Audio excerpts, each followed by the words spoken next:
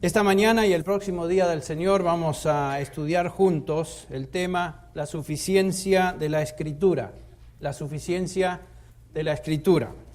Este tema es de vital importancia a la luz de lo que estamos observando en toda la iglesia a nivel mundial, en nuestro caso en la iglesia hispanoamericana, tanto en Latinoamérica como también aquí en los Estados Unidos.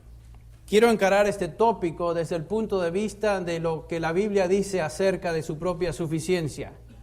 En otras palabras, vamos a permitir que la Biblia diga y hable por sí misma acerca de este tema, la suficiencia de la Escritura. Porque como cristianos nuestras vidas están edificadas sobre el fundamento de la palabra de Dios. Pienso que este tema en este domingo y el próximo va a ser estratégico y espero que sea de bendición. Por varios años y antes de venir a esta congregación tuve el privilegio de viajar y observar a la iglesia evangélica a través de todo este continente hasta Canadá. Y he podido notar que en la iglesia se ha introducido una corriente, una fuerte corriente, debería decir también, que muy sutilmente está afectando a la iglesia evangélica y a muchos creyentes. Obviamente el autor de esta corriente que vamos a mencionar es Satanás, el archienemigo de la iglesia, y está siendo absorbida y adoptada por muchos creyentes. ¿A qué me refiero? ¿Qué es esta corriente?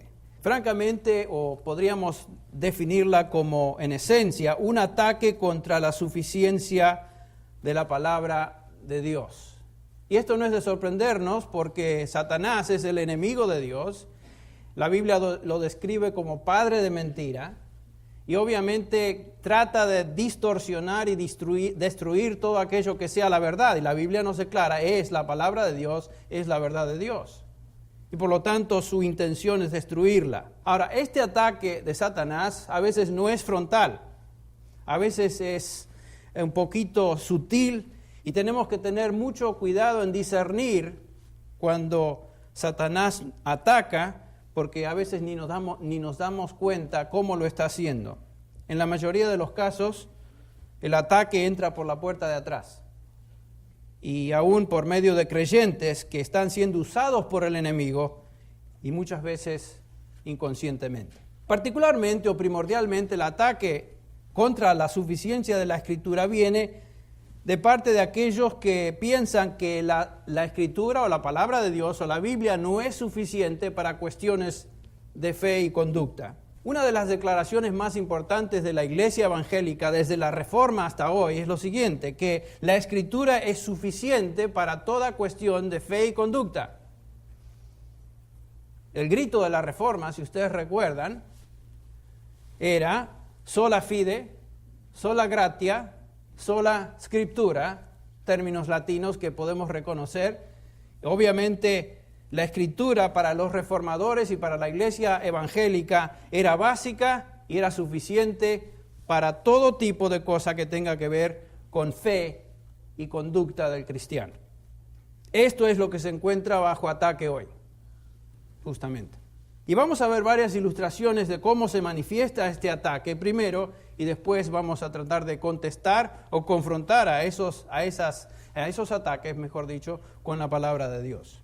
En primer lugar, quisiéramos mencionar que en estos últimos años, tanto en Latinoamérica, pero particularmente aquí en los Estados Unidos, ha habido una creciente preocupación con lo que podríamos denominar como técnicas de administración, técnicas seculares de administración. Docenas de libros se han escrito sobre estilos de administración, empresas que han alcanzado el éxito a través de cierto estilo, estilos de liderazgo en varios contextos administrativos y demás.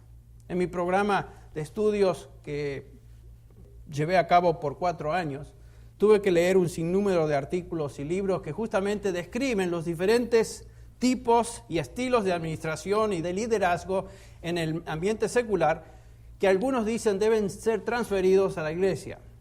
La iglesia se ha dejado impresionar, francamente, y ha seguido los consejos de estos individuos como si la vida misma de la iglesia dependiera de estos consejos.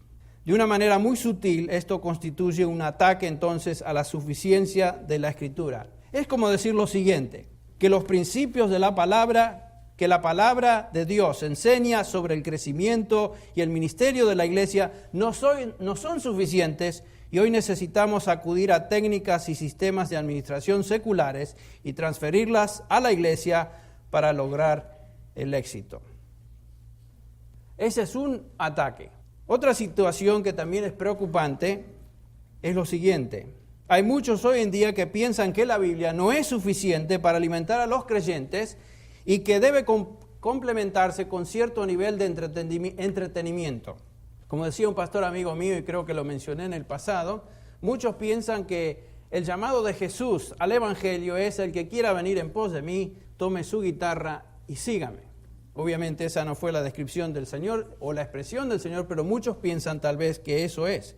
Y muchas personas están listas y se sienten bien en asistir a una iglesia donde hay mucha bulla, mucho entretenimiento, mucha música, mucha exaltación, entre comillas, porque es algo que les entretiene, que les impresiona.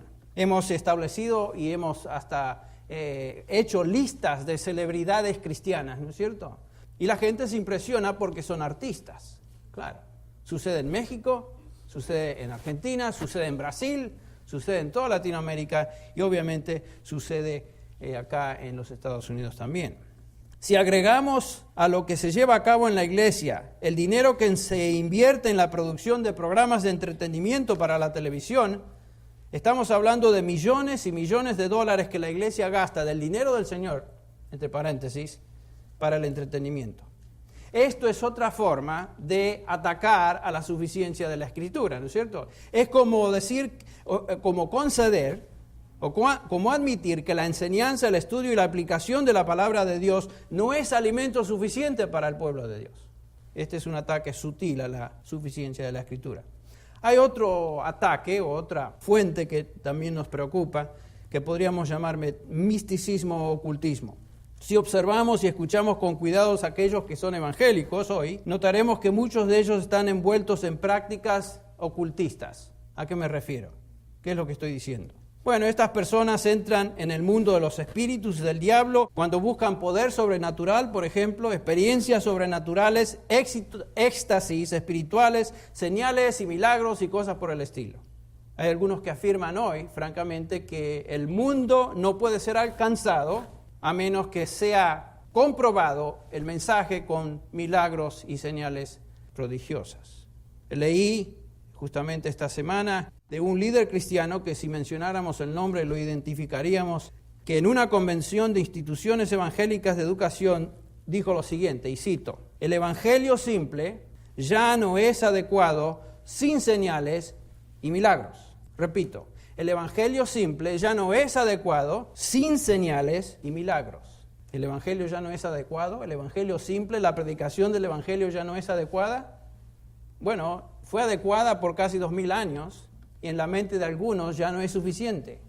Actualmente hay evangélicos que están promoviendo mantras cristianos. Ustedes saben lo que son mantras, cantos, ese tipo de expresión.